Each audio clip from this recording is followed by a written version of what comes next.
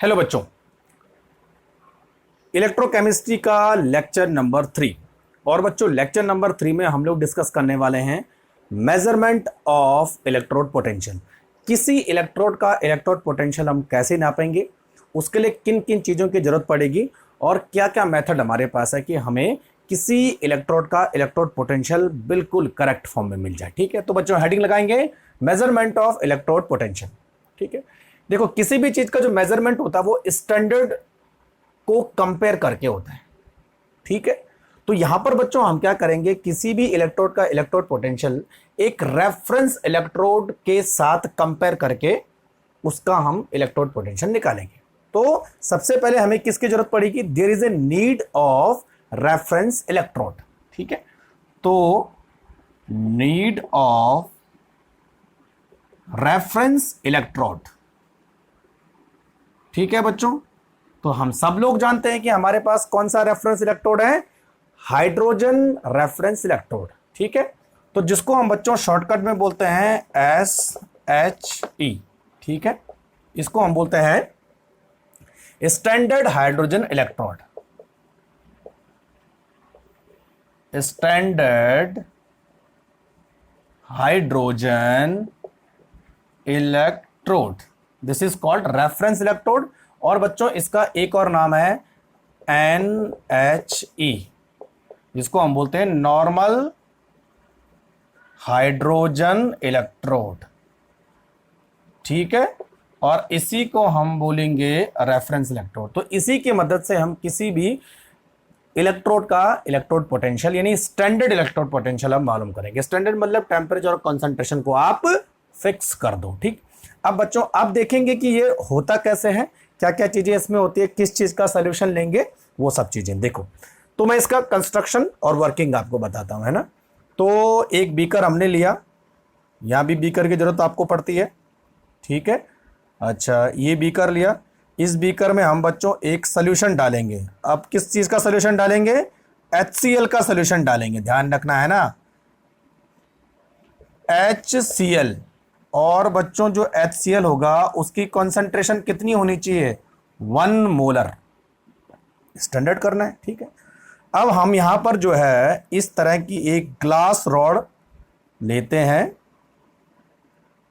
यहां पर, और वो ग्लास रॉड नीचे से ओपन होती है ना, इस तरह से, this is open glass rod.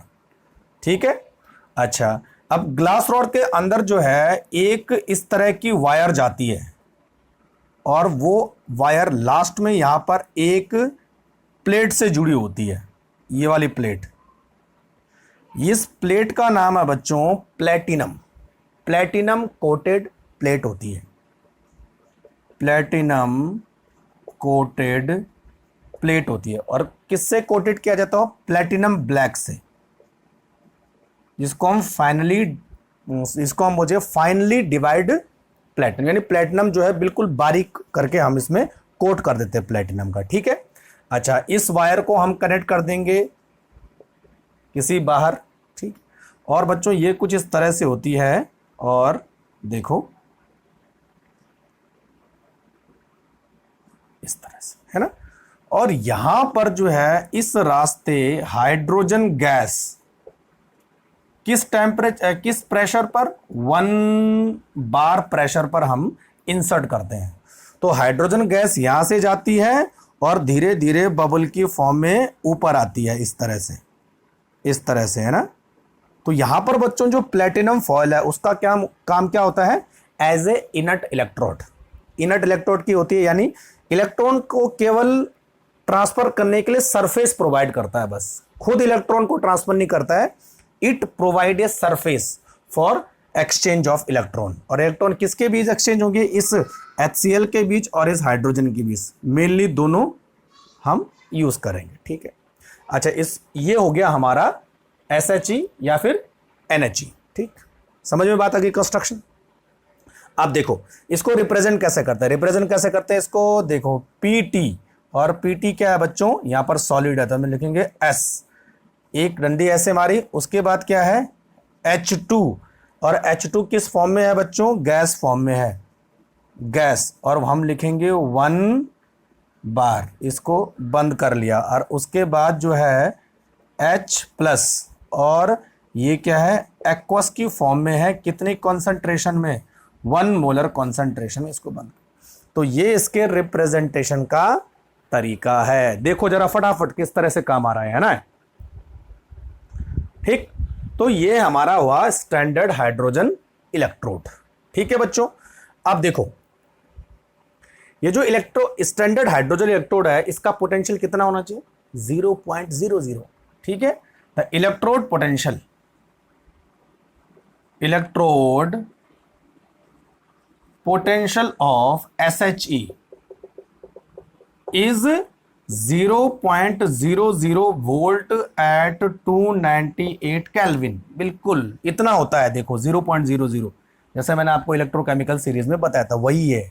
ठीक है, तो जब भी बच्चों हम किसी इलेक्ट्रोड का इलेक्ट्रोड पोटेंशियल नापेंगे तो एक साइड इसको रखेंगे और दूसरी साइड उस इलेक्ट्रोड को रखेंगे, और हमारा क्या बन जाएगा, सेल बन जाएगा। और उस सेल का जब हम EMF निकालेंगे तो यहां तो 0 है, तो जो भी पोटेंशियल आएगा वो उस इलेक्ट्रोड का इलेक्ट्रोड पोटेंशियल होगा। अभी आपको बताता हूं, तो इतना समझ में आ गया। ठीक है, अच्छा, ये जो हाइड्रोजन इलेक्ट्रोड ये जो स्टैंडर्ड हाइड्रोजन इलेक्ट्रोड है, ये बच्चों एनोड की तरह भी काम करता है और कैथोड की तरह भी काम करता है। तो क्या लिखेंगे, it act both anode as well as cathode. Depend करता है कि सामने वाला इलेक्ट्रोड कैसा है। ठीक है, अगर बच्चों ये एनोड की तरह काम करेगा तो रिएक्शन कैसे होनी चाहिए, एनोड का मतलब क्या हो रहा है, ऑक्सीडेशन हो रहा है। तो क्या होगा, H2 से जो है इलेक्ट्रॉन निकलेंगे H प्लस की फॉर्म में, इस तरह से।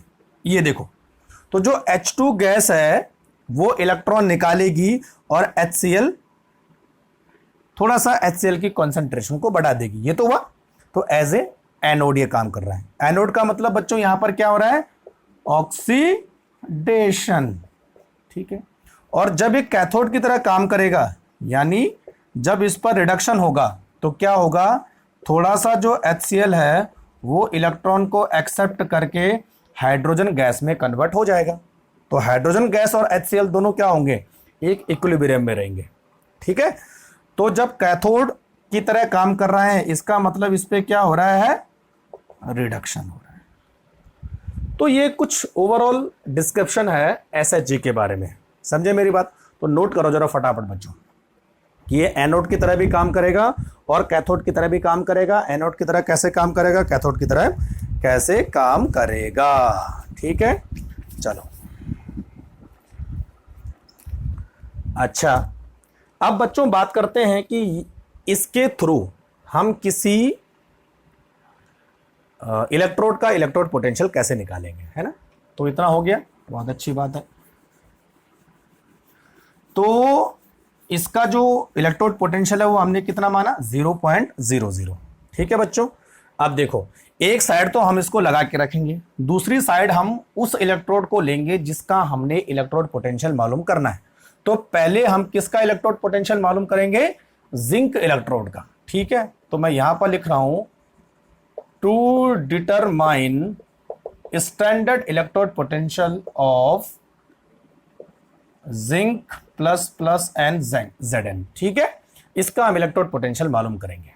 ठीक, अच्छा देखो,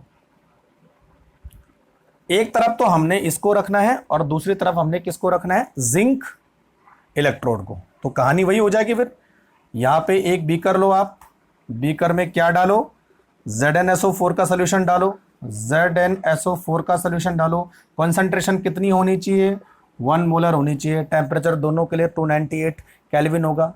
जो हमने रॉड डाली वो किसकी डाली बच्चों, यहां पर जिंक की रॉड डाली। ठीक है, और इसको हमने एक वायर से कनेक्ट कर दिया। अब दोनों को हम एक वायर से कनेक्ट करेंगे यहां पर, और बीच में क्या लगाएंगे, वोल्टामीटर लगा देंगे। ये हो गया करेक्ट। ठीक है, अच्छा ये तो हमने सेटअप कर ही रखा है, ये वाला सेटअप करेंगे। तो बच्चों यहां पर जो वोल्ट मीटर है उसकी जो रीडिंग आती है वो आती है बच्चों, यहां पर देखो voltmeter reading, reading equal to आती है 0.76 वोल्ट। इतनी रीडिंग यहां पर ये शो करता है, ठीक है। और जो बच्चों करंट का डायरेक्शन होता है वो इस तरह होता है, इस तरह देखो करंट इस तरह जा रहा है,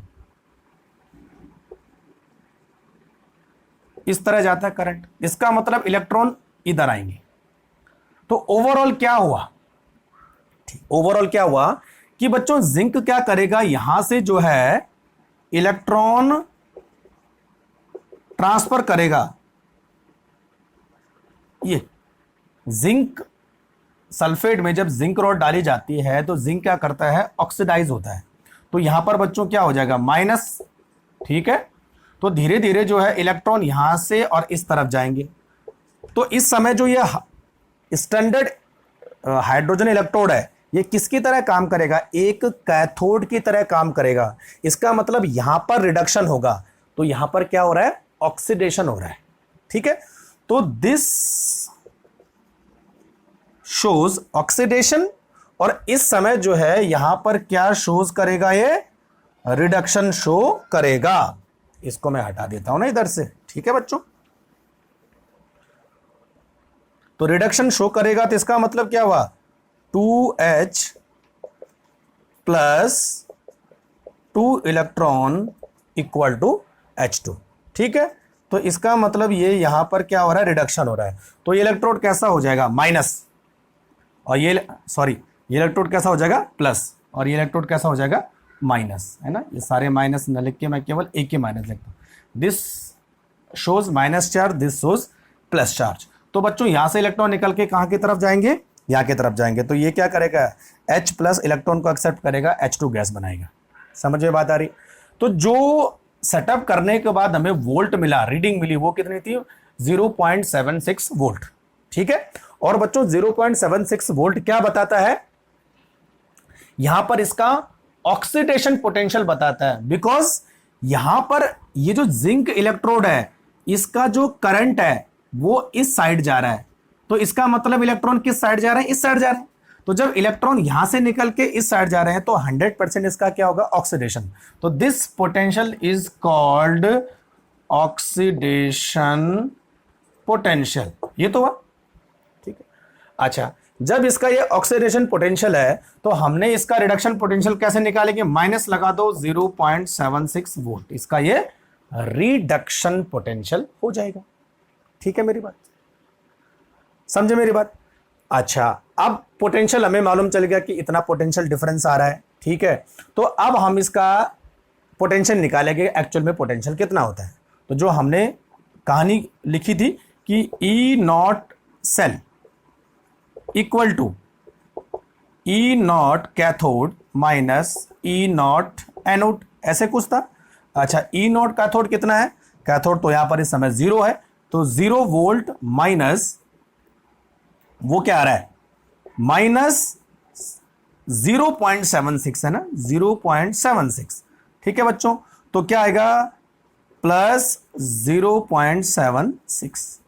तो जो बच्चों ई सेल है वो किसके पोटेंशियल को बता रहा है, केवल इसके पोटेंशियल को बता रहा है। इसका मतलब जो हमारा पोटेंशियल है, ईएमएफ आ रहा है, वो एक्चुअल में क्या है, जिंक का पोटेंशियल है, इस इलेक्ट्रोड का पोटेंशियल है। तो ये तो मैंने कहा था, क्योंकि इसका तो 0 है, तो जो भी पोटेंशियल डिफरेंस आएगा, जो भी पोटेंशियल डिफरेंस आपको दिख रहा है वो एक्चुअल में किसका पोटेंशियल है, इस जिंक का पोटेंशियल है। तो हो तो क्या, इसका पोटेंशियल हमने निकाल लिया, कितना आया, प्लस 76 वोल्ट, ठीक है। और रिडक्शन में लिखना तो मैंने 76 वोल्ट लिखो। तो इस तरह से बच्चों हम क्या करेंगे, जिंक के पोटेंशियल का, जिंक के इलेक्ट्रोड पोटेंशियल को मालूम करेंगे। तो नोट करो जरा फटाफट। अच्छा जी, इतना हो गया। अब दूसरा हम क्या करने वाले हैं, अब बच्चों बात करेंगे, ये तो जिंक का हो गया। अब यहां से जिंक को हटा देते हैं, है ना, और जिंक की जगह में हम रखेंगे बच्चों, अब क्या रखेंगे, जिंक की जगह में अब रखने वाले हैं कॉपर। तो सेकंड बारी में हम क्या करेंगे, to determine the electrode potential of copper, तो Cu plus plus and Cu, ठीक है। अच्छा अब देखो, तो सारी चीजें हमें वैसे ही सेटअप करनी है, केवल हम क्या करेंगे बच्चों, इस साइड रखेंगे इलेक्ट्रोड पोटेंशियल, इस साइड रखेंगे बीकर, बीकर में सॉल्यूशन क्या लेंगे, कॉपर सल्फेट जिसकी कॉन्सेंट्रेशन होगी 1 मोलर, और इलेक्ट्रोड किसका बना होगा, कॉपर रॉड का बना होगा, ठीक है। अच्छा कॉपर, जब कॉपर सल्फेट में जाता है तो कहानी क्या होती है कि बच्चों यहां पर जो कॉपर है वो इलेक्ट्रॉन एक्सेप्ट करता है और जो है रिडक्शन होता है। तो मतलब क्या होगा यहां पर देखो, copper 2 plus 2 electron and copper, इस तरह से।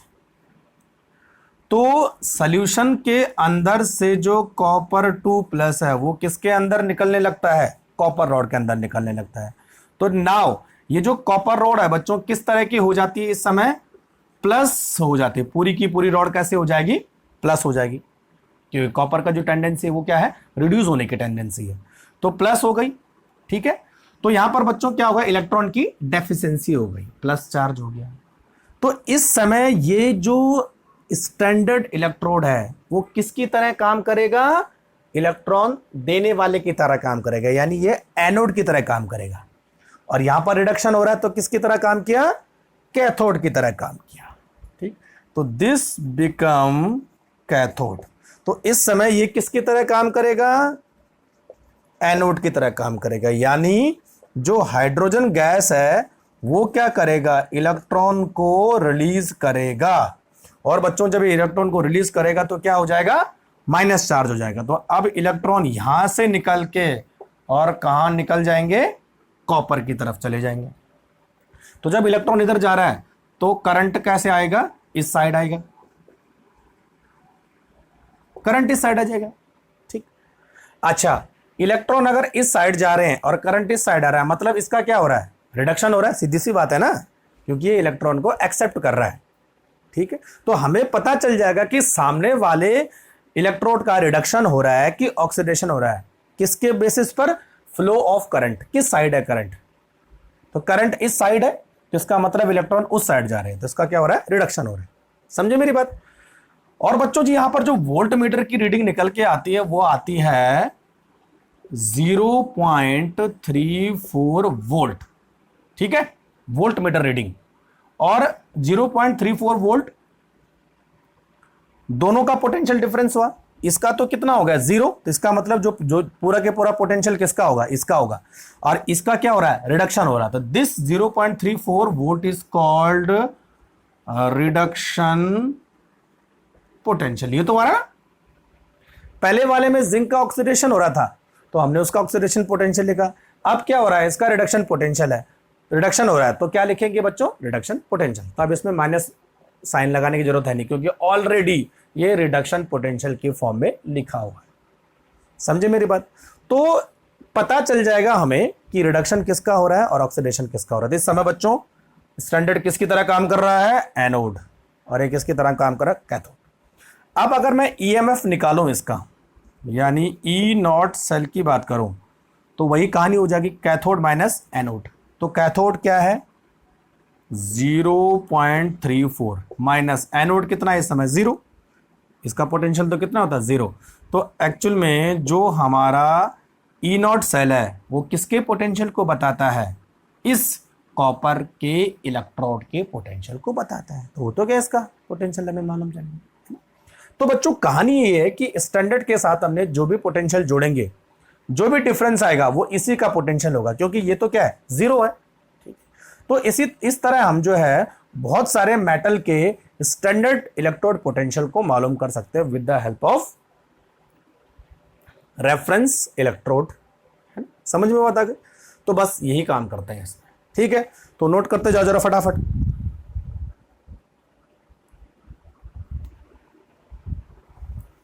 ठीक है, अच्छा ये हो गया।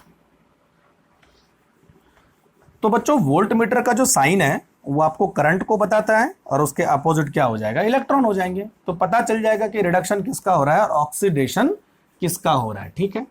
अच्छा, अगर हमारे पास बच्चों ये जो कॉपर सेल है, इसको अगर हमें रिप्रेजेंट करना होता है तो कैसे करेंगे, देखो, है ना, पीटी सॉलिड, फिर एक लाइन ऐसे मार देंगे। ठीक है। उसके बाद करेंगे H2 गैस 1 बार और इसको ब्रैकेट में क्लोज कर देंगे। ठीक है। फिर एक लाइन और करेंगे और कंसंट्रेशन किसकी लिखेंगे, H+ की कंसंट्रेशन लिखेंगे एक्वस में, और कितनी है बच्चों, 1 मोलर, पैक कर देंगे। उसके बाद क्या आ जाएगा यहाँ पर, अच्छा सॉल्ट ब्रिज भी आता है ना बीच में, ओके मैं लगाना भूल गया ना, सॉल्ट ब्रिज भी लगाना आपको। ठीक है। अच्छा देखो, फिर ये सॉल्ट ब्रिज आ गया यहाँ पर। उसके बाद हमारे पास क्या था, कॉपर, पहले कॉपर लिखते हैं, कॉपर 2+, ठीक है, एक्वस 1 मोलर, पैक करो ये, और कॉपर सॉलिड।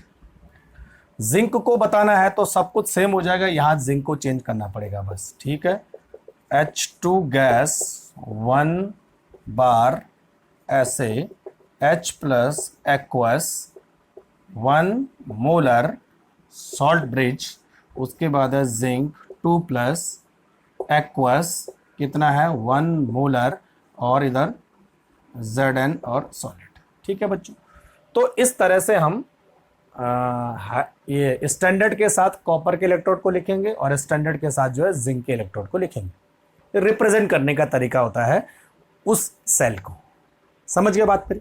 चलो, तो ये था बच्चों मेजरमेंट ऑफ इलेक्ट्रोड पोटेंशियल। ठीक है। और किसकी मदद से हमने किया, स्टैंडर्ड हाइड्रोजन पोटेंशियल की मदद से। ठीक है। चलो, इस लेक्चर को मैं यहीं पे खत्म करता हूं। इस लेक्चर के बाद में आपको कुछ न्यूमेरिकल सॉल्व कराऊंगा, जो किस पे बेस्ड होंगे, हमारे ईएमएफ पे बेस्ड होंगे और इलेक्ट्रोकेमिकल सीरीज पे बेस्ड होंगे। ठीक है। तो वो लेक्चर आप जरूर देखना, देन फिर आगे कैरी फॉरवर्ड करेंगे। तब तक के लिए थैंक यू वेरी मच।